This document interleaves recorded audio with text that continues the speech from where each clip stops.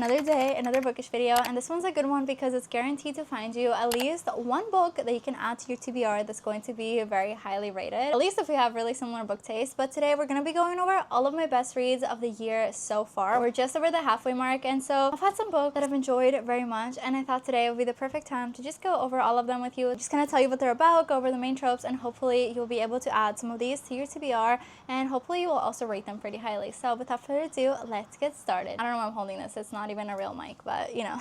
First up, we have a series that I think will come as no surprise to literally anybody, especially if you've been watching my videos for a while, and that is the Parlous trilogy. I read every single book in this series in around February, I think is when I started, and I read Parlous, absolutely ate it up. I devoured it. I was obsessed with it. Then I read Reckless, which I enjoyed, but not as much as I did the first one. And then I read Fearless, which is the newest release and kind of the big finale, and this book was thick. So much was happening, and I ate it up. I ate it up. Honorable mention, I don't have the physical copy of it right here because I have it in my boyfriend's place, but the low novella that comes between book 1 and book 2, Powerful, literally made me sob, and I definitely recommend you read that one as well. Do not skip it. If you happen to live under a rock and you don't know about this trilogy, let me put you on. This follows the story of Peyton and Kai, and Peyton is an ordinary. She doesn't have any magical powers, but she lives in a kingdom where people that are ordinaries are basically just hunted down, either exiled or unalived. So basically her whole life is built around faking having some magical powers, and she decides to say that the magical power that she has is being a psychic. So she's just very observant, and she uses the skills of observation to kind of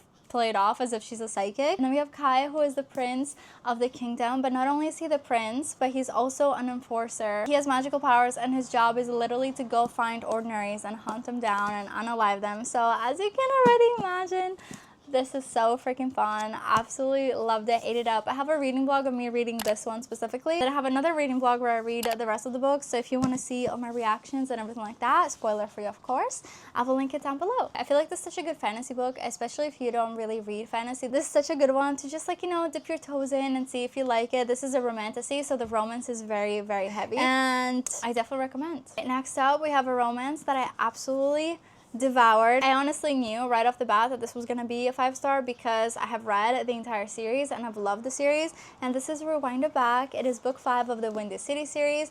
If you guys have been on my channel for literally at any point ever, you would know that I always talk about the Windy City series. I didn't have the first book, so if you read the first book and didn't like it, please give this another chance and just start book 2, because book 2 is so freaking good. Book 3 is so good. Book 4 is my favorite, literally top tier, and this is book 5. This is a sports romance series, so every single guy main character in this are professional athletes. Some of them are baseball, some of them are basketball. This one in specific is hockey, and I just absolutely devoured. This follows the story of Rio and Hallie, and we have known about Rio throughout all of the other books. We have been getting so many crumbs about how he is super excited to meet the love of his life, and he keeps going on these dates and nothing's really working out, and nobody's really sure because he's an attractive guy and he's also a professional athlete, so everyone's like, what's going on? Why are you struggling? But then in this book we find out that basically he tries to relate every single new relationship to his first love, his first relationship, and that is none other than his relationship with Holly. They basically knew each other since they were kids. They were friends because she moved in right next door, and then after being friends for a few years they became lovers. They planned their whole lives together. They were super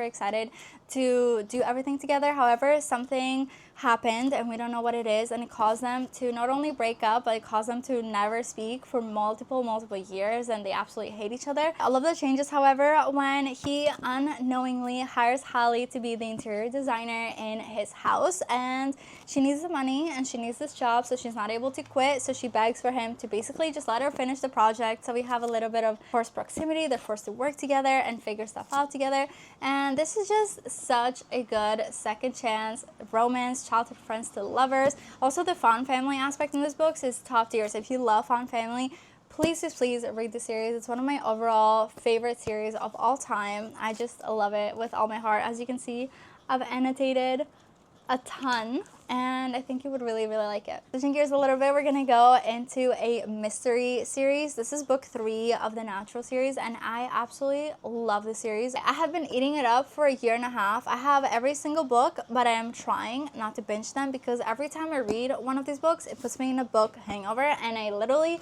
don't want to read anything else afterwards. No matter what book I pick up after I read one of these books, it just doesn't compare. This is so fast-paced. It's so addicting. This is a YA mystery series, and it's basically the same vibes as Criminal Minds. We have our 4 main characters, and they are all teenagers. They're all like 16 to like 18 age range, and they are all super talented and super gifted. Some of them are really good at profiling people. Some of them are good with statistics, definitions. One of them is literally a freaking lie detector. Like, she can just tell by hearing people and seeing their face if they're lying. And so all of these kids get recruited by the FBI to join the Naturals program, which is a program where they kind of work along the side of the FBI to solve cold cases. It is so good. It's so fast paced. It is literally addicting. There's a little bit of a love triangle at the beginning, and there's also like a main plot that happens in every single book and specific cases that they follow in every book. However, there's also like a bigger underlying plot that follows the story of all of the books, and I just absolutely devoured this. 5 stars, 6 stars, I don't even know, 7 stars. It's so freaking good. I loved it. And as a side note, this is the same author that wrote The Inheritance Games. I read book 1 of The Inheritance Games and didn't love it as much. So if you read the series and you think the writing is not for you, I recommend you give this series a try because it is different, I'm telling you. Okay, next up we have my most recent 5-star read, and this is actually perfect to read when this video comes out in the summer. This is One Golden Summer, and just like the cover alone is giving perfect summer vibes. This takes place in a little lake house 4 hours north of Toronto. So for me, being a Canadian girly, I love seeing Toronto and I love seeing Canada get shown in books. I feel like it gets so immersed because I know what the vibes are and I know what it looks like, and the atmosphere in this is just amazing. It's top tier. I read Every Summer After by this author last year, and I liked it okay. Like, I liked mostly the scenery and mostly like the setting, but then I didn't love the romance. But if that was the case for you as well, I definitely recommend you read this one because this is just entirely different. This is such a different scenario, and I loved it from start to finish. This follows the story of Alice, and Alice is a photographer that lives in Toronto, and she's kind of burnt out, and she's just kind of going through some stuff, and she needs an escape. She basically decides for her and her grandma to go stay at this lake house for the summer. This is their second time going there, and now they just want to go and relax and be by the lake and just kind of take a little breather. And so everything changes when Alice gets there and she meets Charlie Florek.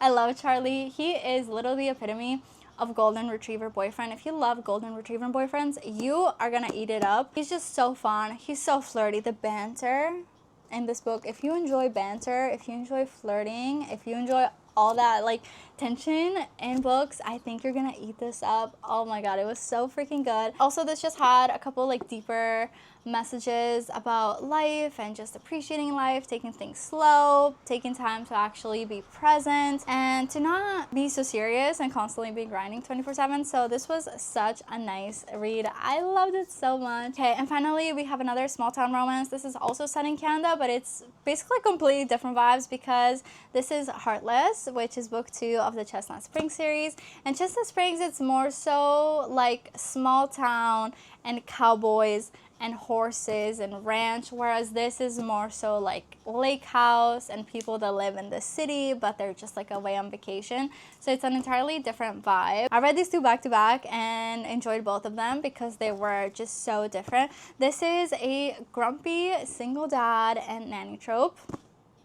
Need I say more? I feel like I don't. It was just so freaking good. I annotated a lot of it. This also has a little bit of an age gap because he's 13 years older than her, but she's like in her mid-20s, so like I think it's fine. But yeah, super cute, perfect read for the summer, and I enjoyed this very much. The next 2 books that I want to recommend, I don't have the physical copy of because I read them on my Kindle because they're free on Kindle Unlimited, and they're both by Anna Huang in her King of Sin series. We have King of Greed, which was so freaking cute. This is a second chance marriage trope. So we have our main guy character, he's very greedy. He just wants to work harder and make more money, acquire more property. He just keeps putting the relationship on the back burner, and she finally gets fed up with him when he misses a very important date, and she just decides to divorce him and leave him, and he spends the entirety of the book trying to win her back, trying to rekindle the love, and I honestly wasn't expecting to like it as much as I did. It was so good. I also listened to the audiobook for that one in literally the span of one day while I was deep cleaning my whole house. Chef's kiss. So good. And the last book that I have to recommend is the sequel of that, which is King of Sloth. Again, I didn't think I would like this one because it follows the story of our main guy character who is a trust fund baby and he doesn't really want to do anything. And then you have his publicist who's like trying to kind of keep him out of trouble. But as the book goes on, you get to learn more about his backstory and why he is so uninterested in doing anything and why he's just like partying and chilling and like drinking and having fun and like doing all that, the whole like party life. And I thought it was super fun. I loved his character. He was also very fun, very flirty, and just like very playful, and I just love a good golden retriever MMC. So yeah, I definitely recommend you read that as well. So those are all my top books for the year so far. Comment yours down below because I'm always looking to add books to my never ending TBR. And if you've read any of the books that I said, let me know how you like them. That is it for me. I hope you enjoyed. Make sure to follow all of my socials and subscribe to this channel if you haven't. And if you made it to the end, make sure to drop a like and comment this emoji so that I know. And other than that, I hope you enjoyed this video and I will see you hopefully in my next one. Bye!